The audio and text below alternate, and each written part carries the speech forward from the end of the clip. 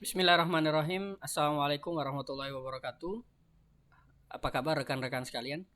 Pada kesempatan kali ini, saya Rio Jumardi akan menjelaskan tentang cara install atau instalasi Dev C++ yang nanti perangkat ini akan kita gunakan sebagai IDE untuk melakukan pemrograman menggunakan bahasa pemrograman C++.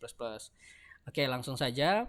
Untuk langkah yang pertama, silakan jalankan drivernya atau master dari Dev C++. Yang akan tampil di sini yang pertama adalah untuk memilih bahasa.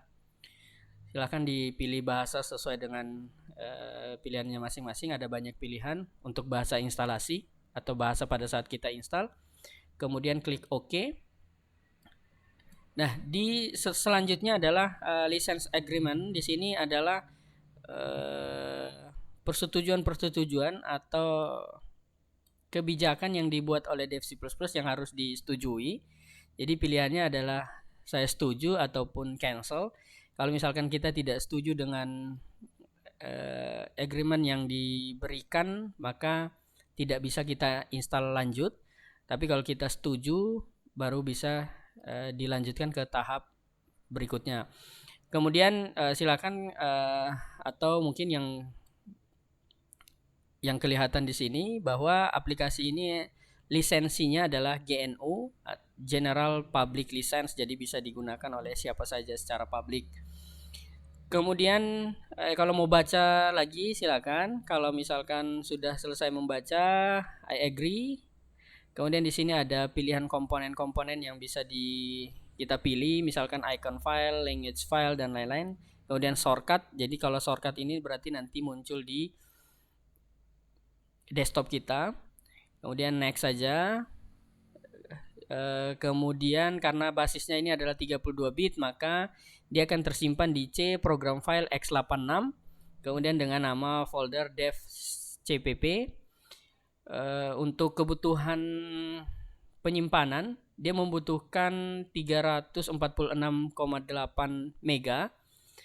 Jadi sebelum menginstal pastikan paling tidak ada 500 mega atau setengah giga space kosong di folder atau lokasi yang mau kita simpan instalasi dari Dev C++ ini.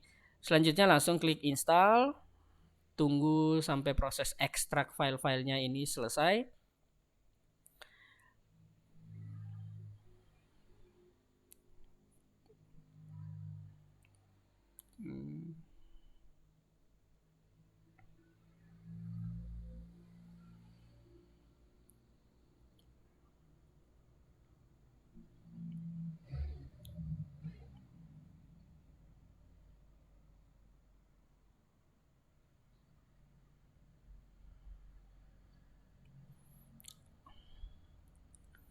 Oke, selesai. Kemudian prosesnya sudah selesai, tinggal di finish.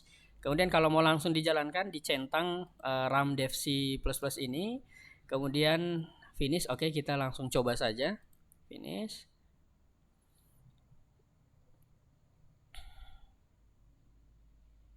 Oke, ini tampilan awalnya ketika kita menjalankan Dev C++ ini pertama kali.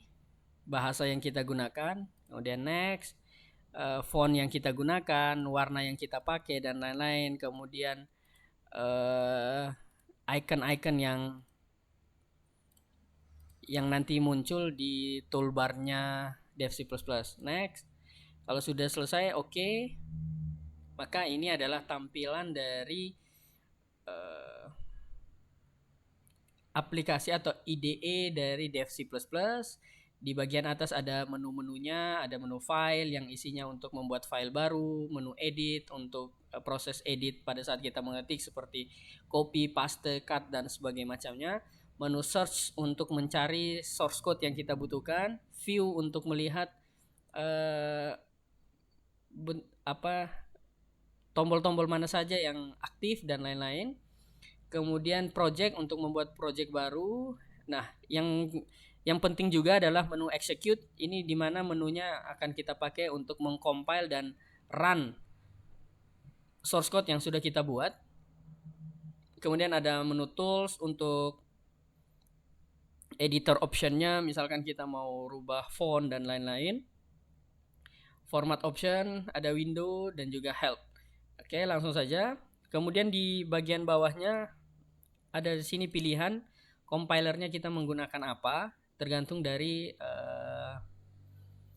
berapa bit sistem operasi yang kita install, atau ya berapa bit sistem operasi yang sudah kita install. Misalkan kalau saya menggunakan Windows 64 bit, maka pilihannya adalah 64 bit. Biasanya otomatis menyesuaikan sama sistem yang kita buat. Ada pilihannya di situ, kita pakainya 64 atau 32. Langsung saja kita coba buat file baru. Jadi pilihannya bisa juga langsung klik icon, ada new dan juga open. Open kalau sudah punya file baru. Kita bisa menggunakan icon yang ada di sini atau bisa menggunakan file. Jadi new source file sama juga dengan yang kita klik di sini, new. Oke, source file, pilih. Oke, bisa langsung saja kita ngetik source code-nya. Misalkan kita buat dulu file header-nya. Include stream. Kemudian kita berikan dulu untuk pemanggilannya.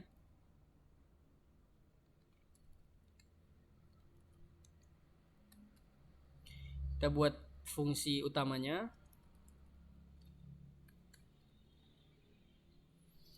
Kemudian kita mengetikkan tampilannya untuk keluar, misalkan hello world. Jangan lupa titik koma, dan juga karena fungsi ini adalah main, ini adalah fungsi yang tipenya integer, paling tidak kita mengembalikan sebuah nilai walaupun nilai itu adalah 0. Oke, kalau sudah kita save. Jadi Ctrl S atau save atau menggunakan file yang ada di sana di atas. Kemudian kita simpan dokumennya ada di mana. Misalkan kita mau simpan di desktop, dan kita buat nama folder belajar C++ misalkan. Oke, pilih foldernya, namanya misalkan hello world. Kemudian tipe yang kita simpan pastikan C++. Oke, setelah di save, bisa dilihat di tabnya ini, nama filenya yang tadi untitled sudah berubah menjadi helloworld.c++. Langkah selanjutnya adalah sebelum kita running, kita compile dulu dengan menggunakan menu execute. Klik compile, bisa dengan menggunakan mouse diklik atau bisa menggunakan keyboard dengan menekan tombol F9. Kemudian kita lihat di bawahnya, di sini ada keterangannya, processingnya, proses compile-nya. Kalau ada errornya 0, warning 0, compilation dari compilation resultnya error 0, warning 0, maka compile-nya berhasil atau tidak ada program yang error. Kalau misalkan ada program yang error, misalkan kita hilangkan titik koma, kemudian kita compile lagi, maka ada keterangan errornya di sebelah mana, ada compiler 2, yaitu di integer mainnya ada yang kurang titik komanya sebelum return, berarti ada di sini.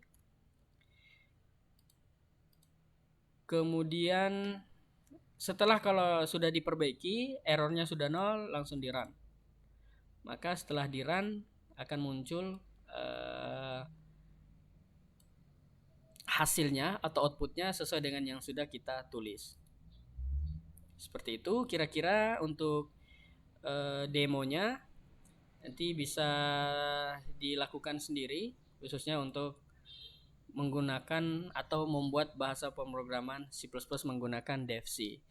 Kira-kira itu yang bisa saya sampaikan berkaitan dengan tutorial ini. Terima kasih atas perhatiannya. Assalamualaikum warahmatullahi wabarakatuh.